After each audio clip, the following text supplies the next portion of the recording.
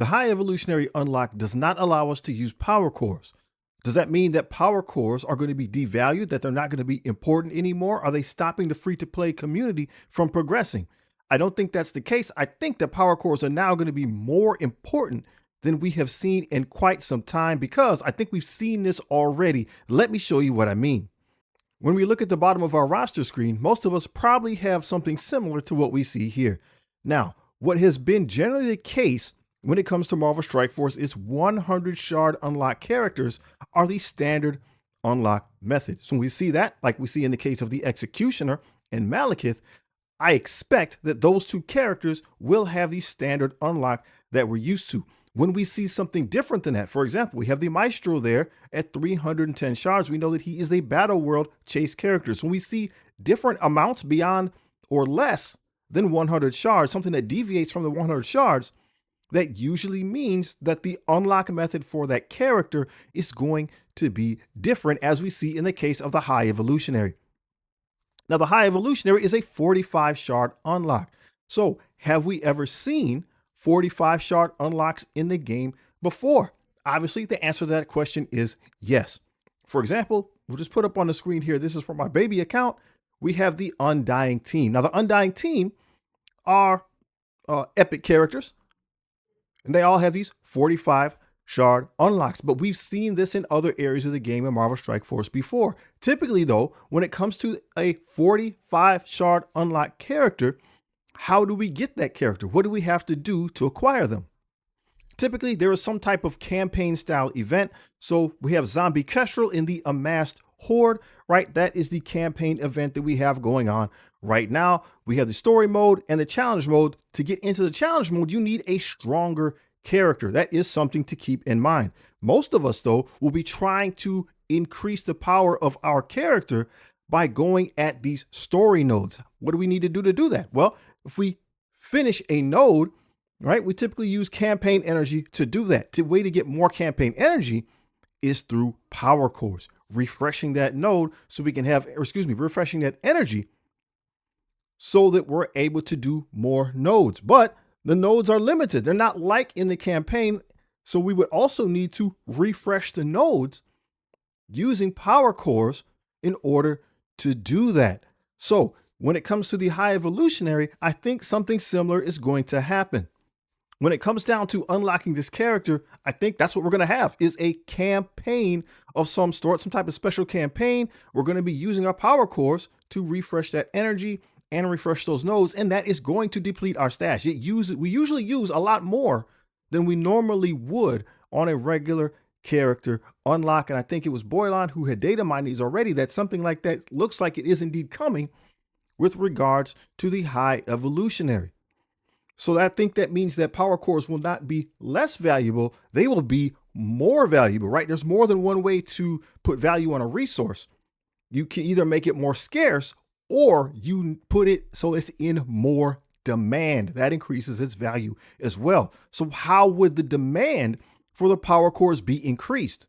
Well, once again, if we look at the Shadow Conclave as a whole here, the Executioner and Malekith will still be 100 shard unlocks. So if we have to use power cores on the free-to-play side to get our High Evolutionary, and then as engaged players, if we want to try to use power cores to get orbs for the other new members of the team, that's going to use up a lot, right? That's going to put a lot of pressure on that resource. It doesn't mean that we won't get the characters. We just will not be able to get them as quickly as we could on the free-to-play side. We will not be able to get this team up and running day one, just as the spenders would. And what that does is that creates the value for the spender community, right? They get the team up and running day one. They're ready to use it. It's up and ready to go. In addition to that, more pressure is going to be put on the free-to-play player. So we have Sylvie and Thanos there, and this is on my Endgame account. It's been quite some time since we've had any investment put in those characters. They're going to need a little room to build. They're going to need some room to grow. Initially, I thought that those tokens that were going to be given out there were going to be for Thanos and Sylvie, or they are for Thanos and Sylvie, but I thought it was going to help the newer players to come in. But it looks like that's not the case. What it looks like is happening here is the pressure is still going to be put on the free-to-play player base. I'm going to take time to have to build those characters as well. We want to give a shout out to YT Domnight 9809. He said, I think you're going to have to spend for those tokens for Sylvie and Thanos. I did not think that that was going to be the case, but it looks like he was indeed correct. It looks as though for us as the endgame players, if we can get down here, which doesn't seem to be too difficult, we just have to spend campaign energy, that we'll get down here, we'll get a diamond and red stars for our Thanos and Sylvie. So again, many of us might be in a position that we could take advantage of that, and maybe it's effective for us, maybe it's not. But it is in the premium milestones that the character unlock for the High Evolutionary sits, and then down below that is where the tokens are. So this tells me that that is a spender input. Why would it be that way? Because they're going to allow the spenders to bypass that building process. They're not going to have to build these characters are very old. It's quite possible that newer spenders that have come to the game, they definitely do not have these characters. And so they're going to bypass that building process if they start to spend now. So then that begs the question, what is all this leading up to? Again, if we've been around for a while, we understand that throughout time, there has been one character on a team in the past that was more difficult to come by. And what that does is it gives that leverage again to the spender community and makes it so the version of the team that the free-to-play players have is different from the spender version, right? We saw the power that this team, right, the Shadow Conclave has. We saw them doing crazy things in those videos in Alliance War. This team's going to be great. We also know that they're needed for the first legendary unlock coming out now in the Age of Fear.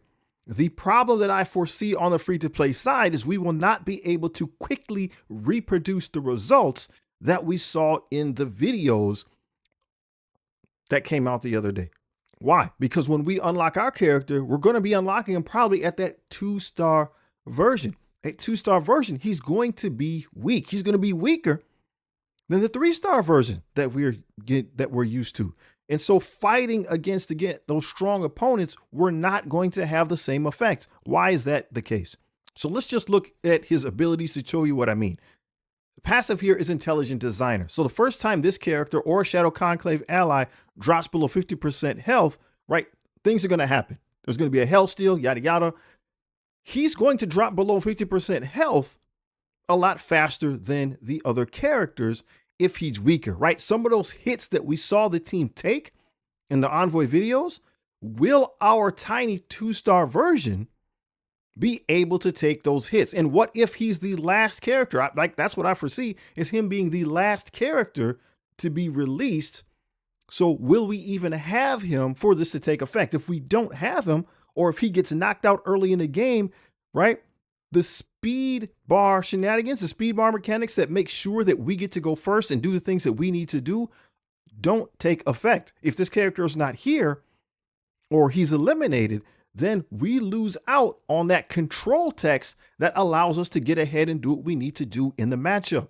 His ability here, Unnatural Selection, that looks to be the first ability we'll be able to use, and it looks good. It's a health steal, which makes it very appealing as individuals are already talking when it comes to Dark Dimension 9. So spenders are going to be interested in this character. I don't foresee anything here that will be disrupted in how that attack is done. It should work the same at a low level as it does at a high level. But if we're already smaller, we probably don't get the KO that it looks like they were able to get on the other videos.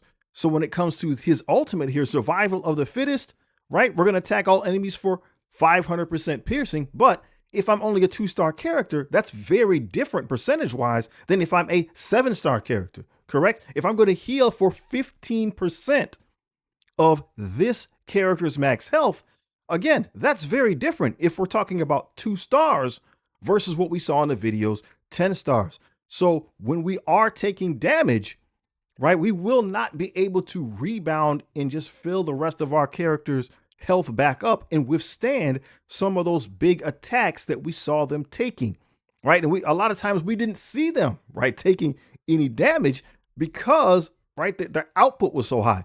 But at the earlier stages of the game, our output is not going to be that high. It's going to take a while to grow into that, which is going to once again signify as a team the spender advantage for that team. So I don't think free to play is dead, and I don't think free to play is dying. I think really they're just going back a little bit to how the game used to be. It created a lot more dynamic between players, and you had more of agency, so to speak, on choosing how you were going to build your teams. The Shadow Conclave team will operate with 4 members. So that would encourage us early, especially on the free to play side, to build Sylvie and Thanos. Some people are talking about leaving them off. But if you want the team to function, there's a little bit more pressure to build all of the characters. If the High Evolutionary is the last character to come out, right, it's going to be a minute before we get the team up and running. And so again, there's some pressure to do that. As we also saw, the spenders are going to bypass using that resource to build those characters. We're still going to have to use those resources. That's going to put more pressure. It's going to put more of a resource drain on our roster. So we're really going to have to think about how we're going to proceed. And if our suspicion is correct, what if every team now has some character that's more difficult to get? If it costs power cores to do that, if it costs power cores to leverage that difference, right? That means that power cores once again are going to be more valuable, and it's going to also mean we have to make better decisions on how far we go, right? It might be that they're just trying to slow us down. They don't want us to get those characters up and running on the first day. Back in the day, right, when the first change to the power cores happened, what we were using them for was to shorten the distance between unlocks. So instead of waiting 2 months, right, that's been the case, that they come out spendy and then they come out free to play 2 months later. So we were using power cores to shorten that distance. So that might be what now ends up happening, that we're not able to necessarily unlock characters day one. We might be using those power cores to shorten that distance for the engaged player when it comes to that unlock. So what do you think? Are we on the right track? I think that's what's happening. I think that's the game plan. I think this is how things are going to be laid out from the spender side and the free to play, cheap to play side. Let me know if you agree or disagree. I'm ready to talk about it in the comments. And hey, if you haven't seen these videos, make sure to check them out. They're legit.